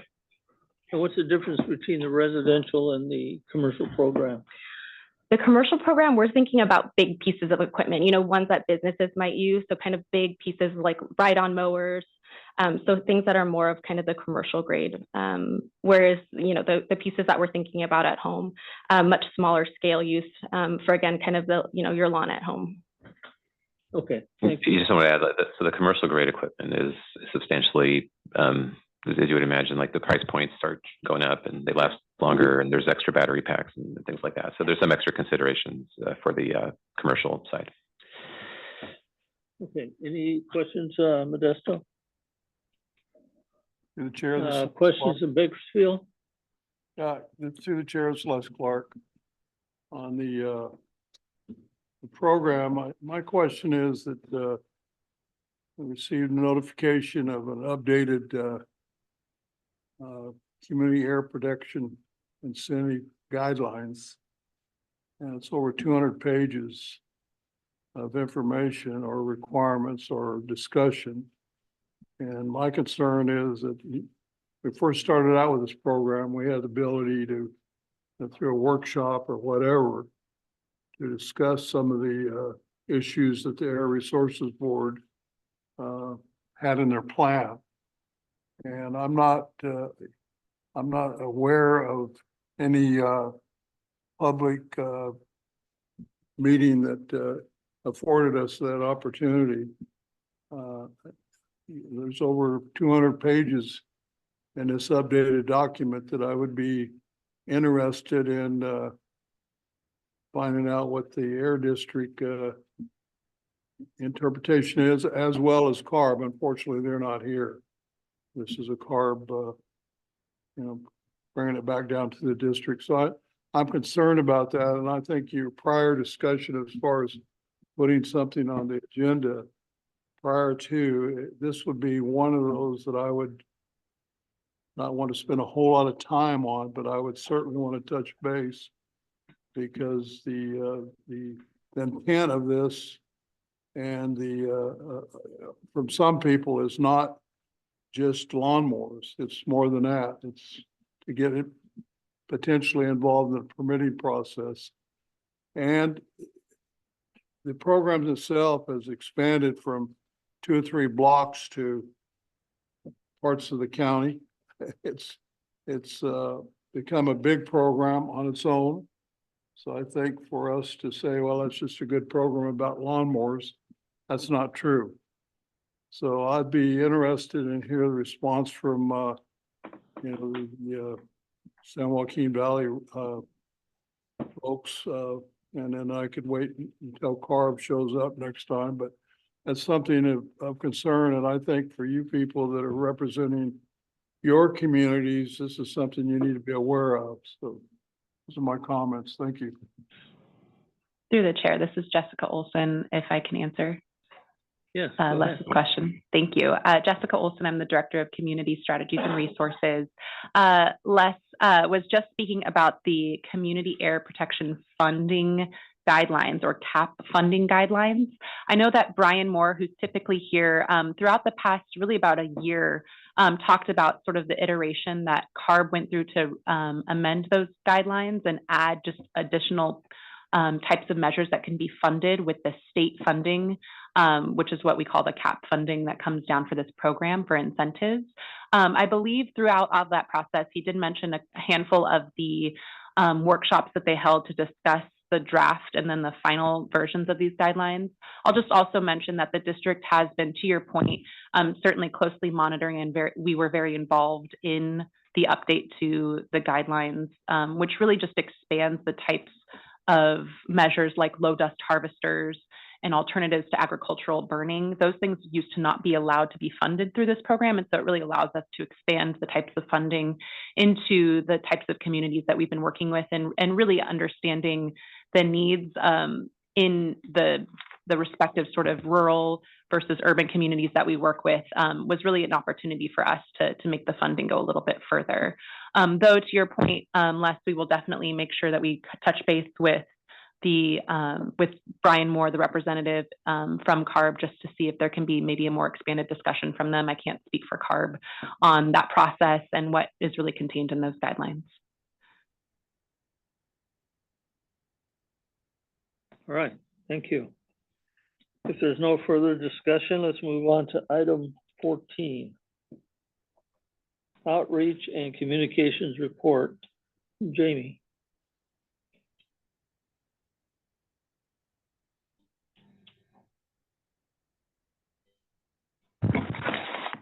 Hello. So we've been working on some of these big events that we have already been discussed. The Lawnmower Exchange event, we've got another big one on Thursday, keeping everyone cool, the priority for that one.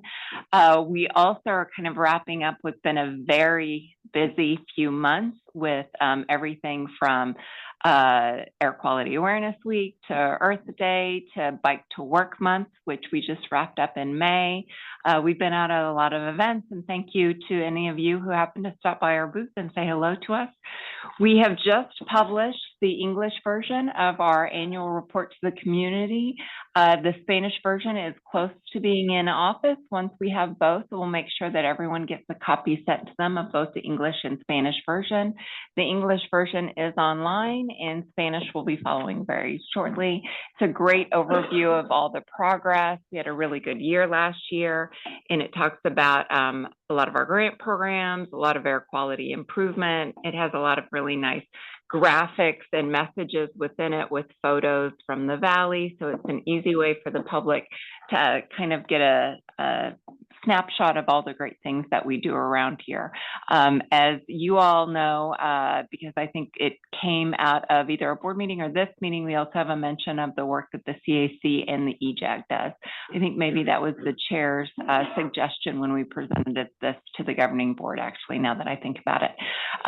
As we move into wildfire season, Samir mentioned a little bit of the work that we'll be engaged in. We actually have a meeting with public health officers this Friday, and we'll be making sure that we have everything kind of ready to go,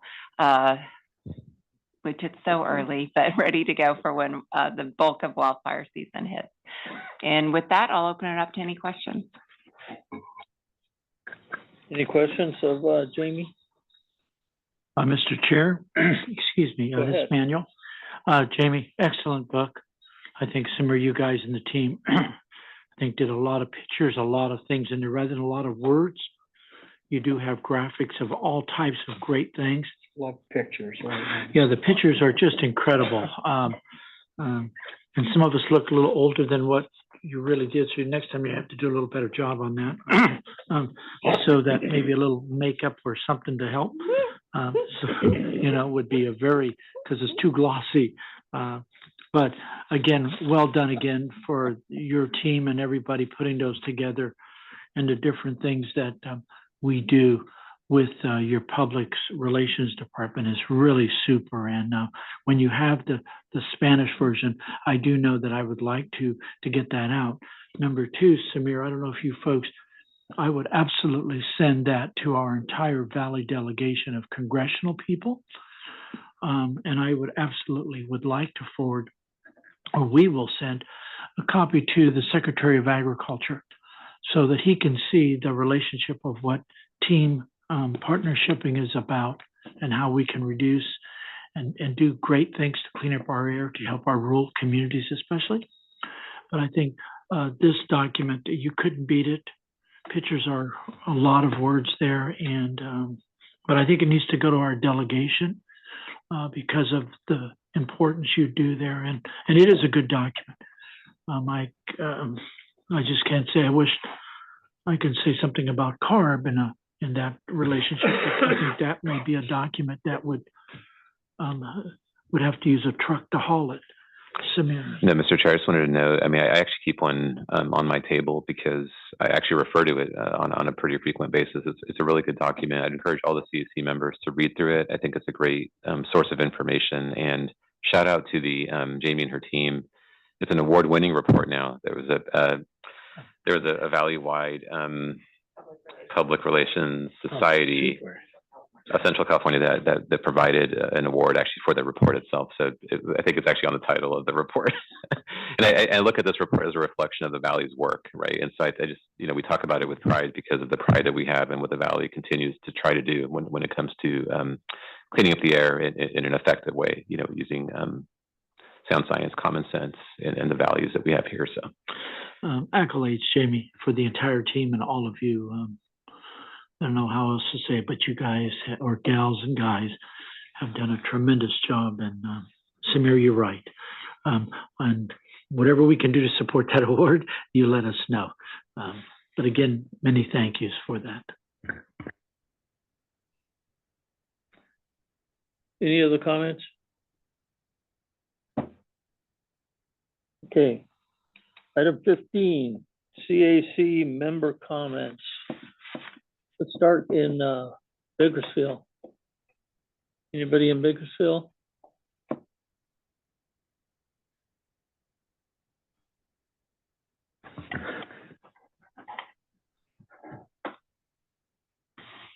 No comments in Bakersfield. Okay. We're here, but no comments. Thank you.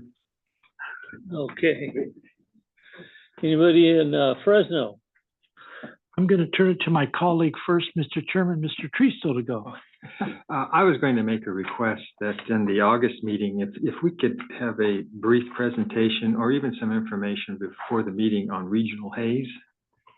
I've noticed that the EPA has made some action or published action in the Federal Register on regional haze. I think it would be an educational item for us on the board.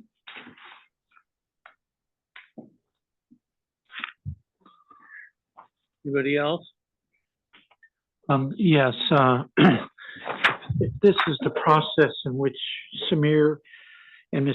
Chairman, you had met with Dr. Cliff in requesting a process of the Clean Fleets bus and truck mandates.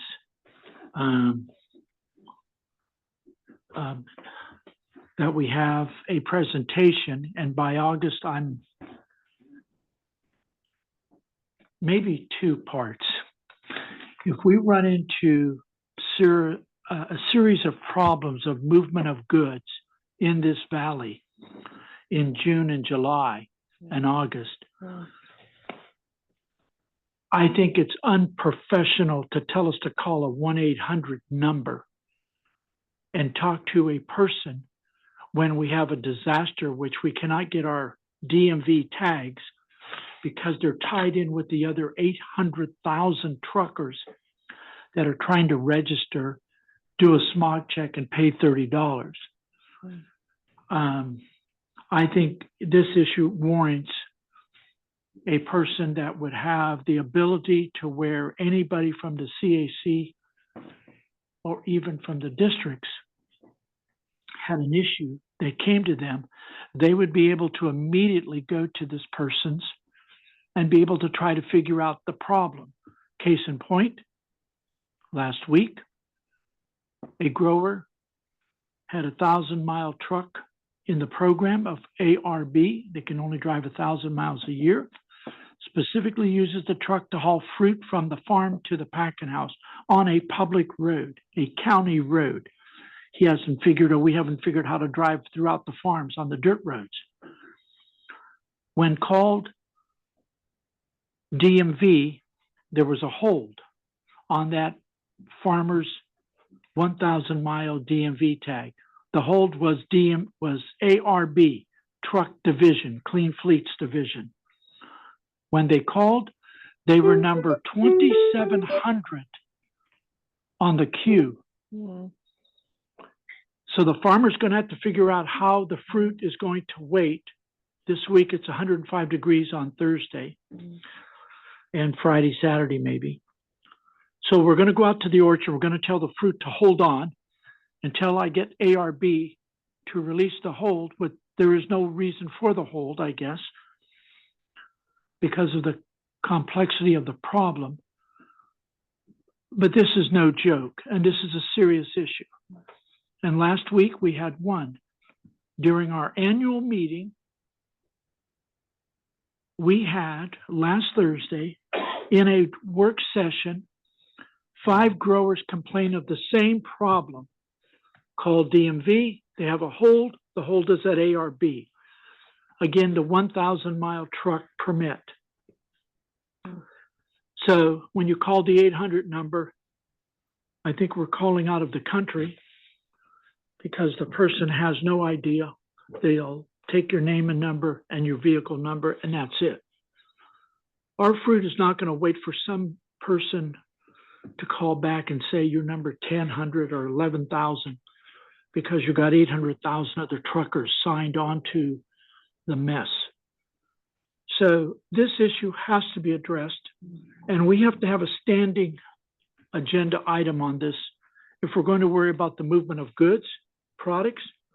But I'm dang well concerned about my farmers because we've eliminated all the tier 3 trucks that were on their farms, and they have to go all with tier 4s or go buy a $500,000 electric when there's no hookups.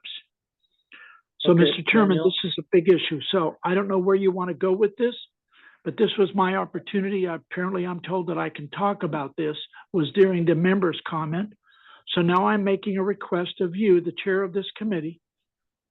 How do we proceed forward to where we have a standing issue and we're able to continue to have direct dialogue with ARB on this important issue revolving around our movement of goods? Thank you. Thank you, Manuel. Samir? Yeah, so if I understand it, just to summarize, the rule that Mr. Cunha is referring to, I believe the truck and bus regulation with the 2023 date and the SB1 mandated registration holds that can come from CARB based on implementation of the rule and that law that added that enforcement component to the rule. So we can communicate. I mean, if just looking around the room and looking to you for direction, Mr. Chair, I think per the process that was outlined, and consistent actually with past practice as well, we can certainly communicate an interest from the CAC to CARB in wanting to get an update on the implementation of the truck and bus regulation, particularly as it pertains to the 1,000-mile, the exemption provisions and some of these issues that are coming up, holds that are hard to, basically no understanding as to why the hold is there, and the process by which maybe a constituent may be able to get some help in addressing that. So I think we can try to capture that in an email. And if you're okay with that, Mr. Chair, if others support that, we're happy to see if they can come back and talk about that. So, Mayor, can we have a body show up and have that discussion with Manuel? Because he's raised this issue a number of times, and we really haven't received an answer to satisfy Manuel. Can we have somebody show up at a meeting, future meeting, next month, following month, and respond directly to Manuel's questions? Yeah, I think consistent with what I just said, I think we can certainly request that CARB come on those specific issues. If I misstated them, Manuel, what I just said, let me know. Or Mr. Chair, if you heard something differently from what I think Manuel had tried to indicate was his concern, we can communicate that concern and request that CARB be at the next meeting to speak to that concern. As to whether they're able to, who that is, and all that, I mean, we can certainly see how that goes with CARB. Okay. Anybody else have any comments? For Modesto? Are you asking for Modesto? I think I asked for Modesto. Oh, first, no. didn't I? No. Okay, Modesto. I do have a comment. It's on. Earlier, Chris brought up SB 253, and I wasn't quite aware of what that was until I did a quick search. And I do feel that if nobody knows what SB 253 is, it's definitely something that we do need to be made aware of. It is going to affect many businesses in California because of that new rule. And so I would recommend at this time that we do have that as a topic for discussion at one of our sooner than later meetings, so that we can understand what we are all going to be required to report here in the new future with this new rule.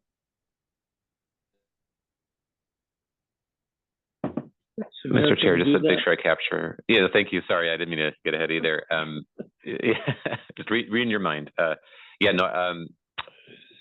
So is that a CARB enforced requirement? I believe it was passed by Governor Newsom, but in reading the rule, they're putting it on CARB to be kind of the holding place of the greenhouse gas emissions in the scope 1, 2, and 3.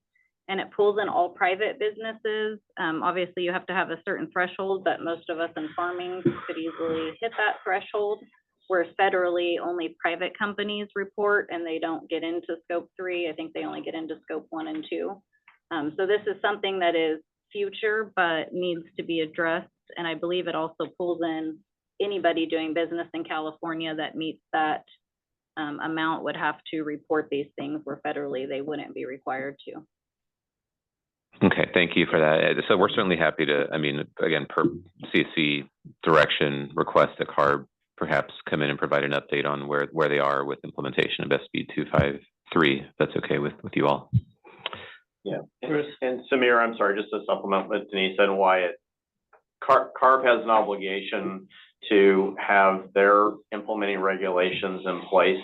It was supposed to be June 1. Obviously, that's not going to happen because for businesses, it's a beginning January 1, 2025, reporting 2026. They have to do public reporting for their GHG emissions on 1 and 2. That's why I was asking the question, because CARB has not been very clear about where they are with their regulatory development process, and that's really what I'm most interested in.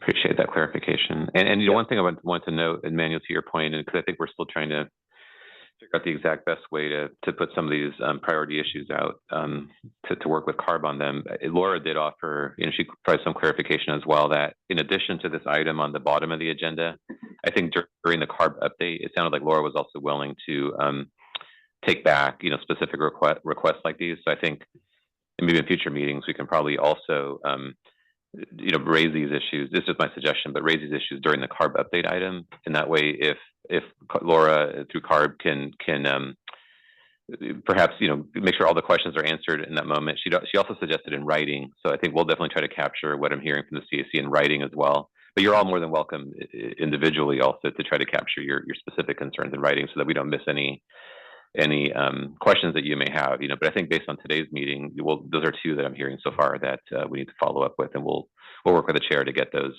to the CARB representatives to try to be here for future meetings. So we would have, for instance, as an example, item 8A that would specifically state future CARB requests from the CAC? I think we can do that. I don't think I don't think as currently drafted, it's limiting your ability to do so. I think as it's currently written, I think you can still do that without 8A, but if it need be, we can add that to the agenda as well. Yeah. Well, that way it wouldn't be overlooked as far as what could be done at that point. That's the only reason I suggest. Yes.